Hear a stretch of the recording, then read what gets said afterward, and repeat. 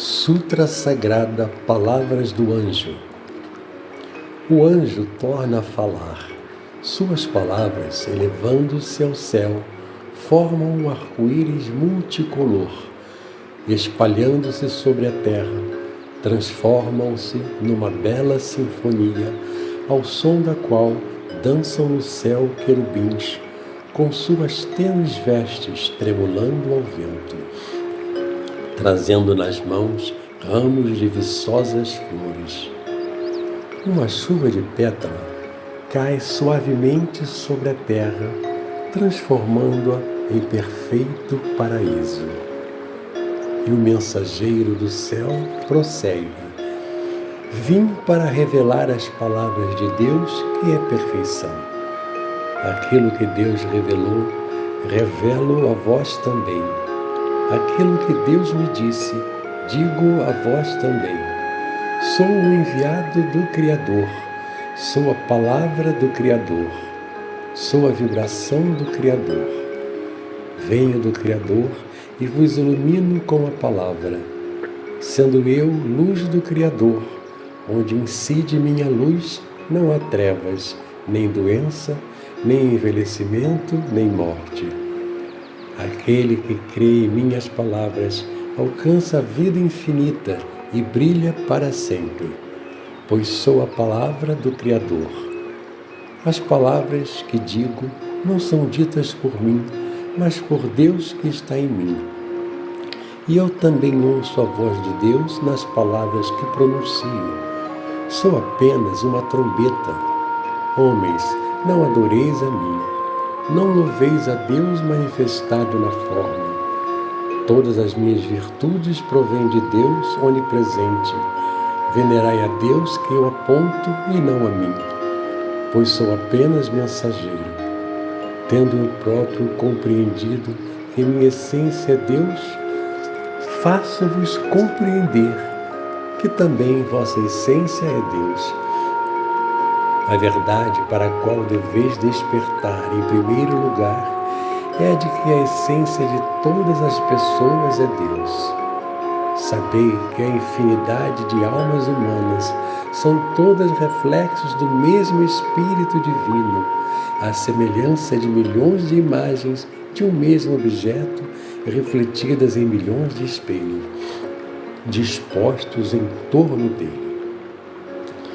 Embora vossas almas pareçam diferir umas das outras e manifestem-se de diferentes formas, são todos reflexos do mesmo Espírito Divino e são uma única vida. Por isso, sois irmãos entre si. Se compreenderdes que todos os seres são irmãos, que todas as vidas são irmãs, que todas as criaturas formam um todo indivisível e que Deus é Pai de todos os seres, brotará espontaneamente em vós o sentimento de amor e louvor ao próximo. Portanto, não vos prendais à aparência do corpo físico, nem discrimineis vossos irmãos segundo a aparência. Aparência nada mais é que reflexo de vosso pensamento. Como poderia a vida que é eterna estar alojada no corpo carnal que envelhece e morre? Tendo assim dito o anjo, os querubins que dançavam no céu juntam-se diante dele e o saúdam com reverência. Um deles, que veste um delicado manto verde claro e que demonstra ser o mais sábio, adianta-se e assim questiona: mas, decano da vida, os cientistas modernos dizem que o homem raciocina com o cérebro e sente através dos neurônios. Se, como dizeis, não existe cérebro nem neurônios, como pode o homem raciocinar e sentir? O anjo continua: é ilusão pensar que o prazer, a dor e as demais sensações estejam na matéria conhecida como corpo carnal. Porque o corpo é nada, porque ele é apenas projeção da mente. Desempenha melhor suas funções quando o homem vive despreocupado com seu corpo. Por trás do corpo existe a mente, e, através do filme mental, projeta a imagem do corpo na tela no mundo fenomênico, desfazer a ilusão de que sois corpos carnais. Mesmo no mundo da projeção, os cientistas mais eminentes não veem o homem como corpo e esclarecem que os sentidos são atributos da mente, que atua por trás do corpo. Não vistes o caso do paciente do grande médico italiano Lombroso, o paciente que sofrera deslocamento do sentido da visão não conseguia ver com a ponta dos dedos, em vez de ver com os olhos? Nas extremidades digitais não existe globo ocular, nem retina, nem nervo óptico, mas o paciente conseguia ver através deles. Isto prova que os sentidos não estão no corpo carnal, não estão nos neurônios, estão na mente que atua por trás deles. Quando a mente decide ver, até as extremidades digitais são capazes de ver. E mesmo na ausência de extremidades digitais, consegue-se ver e também ouvir. São casos de clarividência e clareaudiência. Não é que o imortal Beethoven compôs suas mais célebres obras no final de sua vida, quando já estava surdo? Embora os ouvidos físicos dele fossem incapazes de ouvir, seus ouvidos espirituais estavam despertos e ele conseguia compor maravilhosas músicas, distinguindo-as ao tocar as teclas do piano. Portanto, é realidade e não teoria que o homem, desde que sua mente transcenda o corpo carnal, pode ver sem olhos, ouvir sem ouvidos e tocar nos objetos sem ter corpo físico. Indaga então o querubim: Senhor, concordo que seja possível ver e ouvir sem ter olhos e ouvidos, mas como é possível tocar nos objetos sem ter corpo físico? Prossegue o anjo: não vistes recentes experimentos de fenômenos paranormais? O médium, mesmo atado à cadeira, de modo a não poder se mover, consegue, através da força mental, levitar uma mesa, fazer objetos voarem no espaço, fazer megafones levitados emitirem vozes, ou tocar sanfonas levitadas. Esses exemplos provam que é possível tocar nos objetos e até movê-los sem que haja a participação do corpo físico. Se a mente consegue movimentar um objeto, é porque objeto e mente não são elementos distintos. O objeto é produto da mente. Isso é comparável à pintura de um artista plástico. A obra nada mais é que um produto da mente do artista e não o artista em si. Do mesmo modo, o corpo humano é produto da mente do homem e não o homem em si. A aparência física se torna bela ou feia segundo a mente, e também a saúde muda de estado segundo a mente. Quando o homem compreende este princípio, consegue dominar e modificar seu corpo segundo sua vontade. A ilusão leva o homem a se julgar corpo carnal, mas o homem e o corpo carnal não é o homem. Na sua imagem verdadeira, o homem é filho de Deus, é vida imortal. Logo, não pode ser representado por um corpo carnal que é transitório e sujeito a nascimento e morte. Tudo que é transitório, sujeito a nascimento e morte, não é essência. Nada mais é que projeção da mente. Mudando-se a mente, muda também a forma. A matéria não é a imagem verdadeira do ser.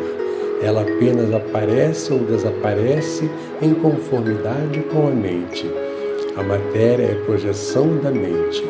Por isso a matéria em si não possui consciência nem sentidos, não sente dor nem doença. Esta é a característica da matéria. Se o corpo material sente a dor que não pode estar na matéria, é devido à presença da mente que o torna sensível. Se o homem for hipnotizado e sua mente se afastar temporariamente do corpo, este não sentirá dor, mesmo que seja pungido com uma agulha ou cortado com um bisturi. É assim que se realizam punções, bem como cirurgias, sem que o paciente sinta dor. O corpo que foi abandonado pela mente é chamado de cadáver. Vistes alguma vez um cadáver sentir dor? Ele não sente dor porque a mente está ausente. Corpo vivo é um organismo que funciona segundo a mente. Portanto, o estado de um corpo vivo muda segundo a mente. Mentalizando-se a saúde, o corpo se fortalece. Mentalizando-se a doença, o corpo adoece. Portanto, mentalizai a saúde a todo instante, sem pensar na doença. Quando a mente abandona o corpo, este se torna cadáver. E à medida que vai se esvaindo a força inercial da mente, que mantém a forma do cadáver, este vai se decompondo até voltar a ser átomos. A mente que abandonou o corpo conserva sua individualidade com a própria força mental e continua a viver no mundo espiritual. Isto é o que chamam de espírito. Aquele que purificou a mente ingressa em um mundo espiritual elevado, adequado a ele. Aquele que não purificou a mente cria com sua força mental um ambiente adequado a ele e padece nesse ambiente. Portanto, mantende pensamentos sempre elevados e jamais penseis no mal. Jamais penseis na impureza. Jamais penseis no sofrimento. Jamais penseis na doença. O mal, a impureza, o sofrimento e a doença não são criações de Deus.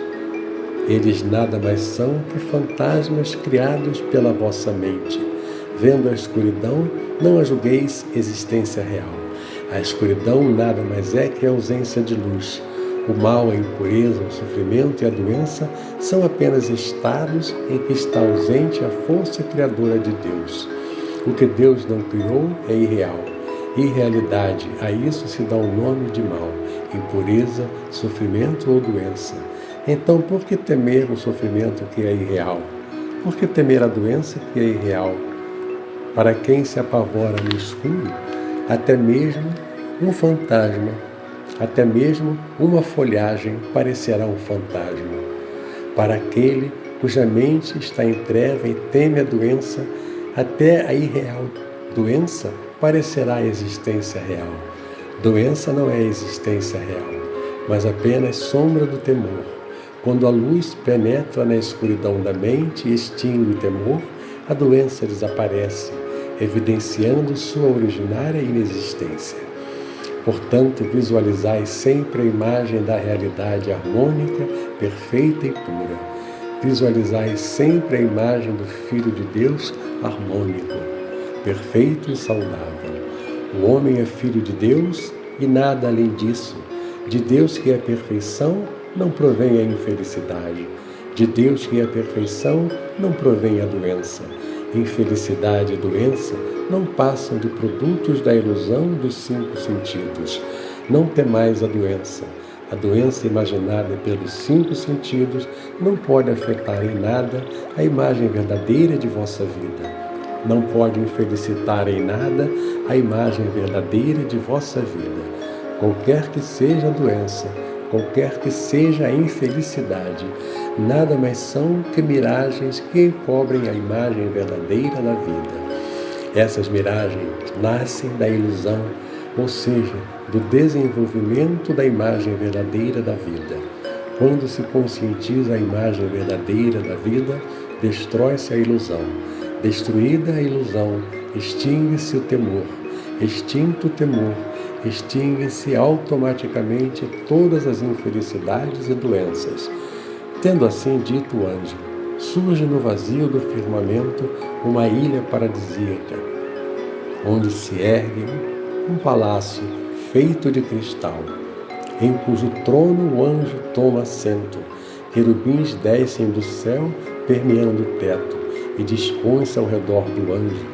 Nisso, não se sabe de onde, ouve-se uma suave música celestial. Ao compasso desta, os querubins bailam harmoniosamente com suas delicadas vestes, tremulando ao vento. No mar de anil, que circunda a ilha, embarcações semelhantes às gôndolas de Veneza deslizam silenciosamente, formando um cenário de grande paz. Nisso, do palácio de cristal, ecoa no espaço a voz do anjo e, apontando a terra, diz: Vede, eis o mundo da imagem verdadeira. O mundo da imagem verdadeira é o reino do Pai, é o reino dos céus, é o paraíso. No reino do Pai há muitas moradas. Todas as moradas do mundo da imagem verdadeira são Seichonoye. Logo, para seus moradores não há fome, não há tristeza, não há discórdia, não há doença. Tudo que é necessário aparece segundo a vontade de cada um e, cumprida a finalidade, desaparece por si mesmo. Mundo de harmonia, de fartura, de pureza, de beleza sublime, eis o mundo da imagem verdadeira. Eis o vosso mundo. Não existe outro mundo além deste. Assim finaliza o anjo. Olhando-se para onde ele aponta, vêem-se fileiras de moradas Seichonoye, erguidas numa paisagem de fartura e paz, onde todos os moradores dançam com incontida alegria. É o mundo paradisíaco. Fim da Sutra Sagrada. Rogamos que as santas bênçãos desta se estendam a todos os seres vivos e que nós, juntamente com todos eles, consigamos manifestar a imagem verdadeira.